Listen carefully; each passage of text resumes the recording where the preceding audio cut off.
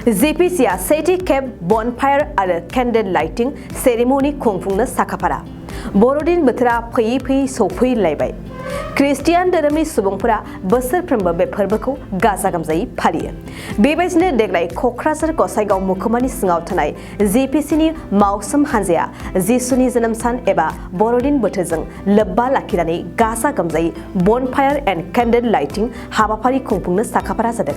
बे हाबाफारिखौ फैगौ 10 डिसेम्बर खालारखालि बेलासिनि 3 रिंगानिफ्राय कुसुमबिल गामिनि ST एन्ड्रिउ चार्चनि लांगोनायाव मेहेरगोनाङै खुंफुंनाय जागोन मख'नो गोनांदि हाबाफारियावनो बर' हारिनि गाननाय जोमनाय आर'नाइ गामसा दख'ना बायदि गाननानै जयै रंजागोन आरो मोसागोनखौबो फोरमायदों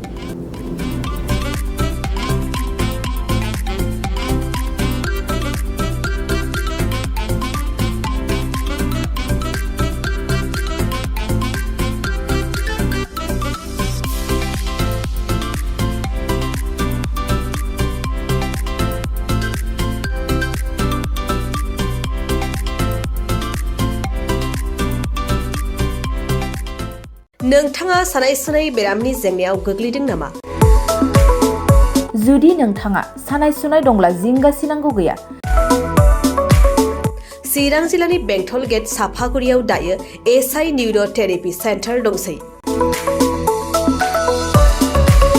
बे थेरापि सेन्टाराव नोंथाङा गोरलैयैनो देहानि सानाय सुनायखौ फाहामथाय लानो हागोन। बे आथिं सानायानो जाग्रोदों ओमफ्राय जानाया एसे सिगांनिफ्रायनो जाखादों ओमफ्राय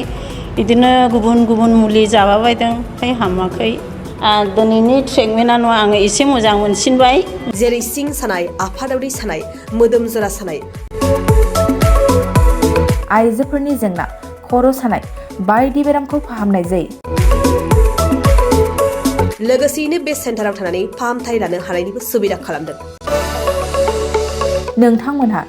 SI निउर' थेरापि सेन्टाराव फाहामथाय लानो गोसो दंब्ला नैबे मबाइल नम्बर 7620160459 नङाब्ला 9476977956 आव थोंजों सुलाद लानो हागोन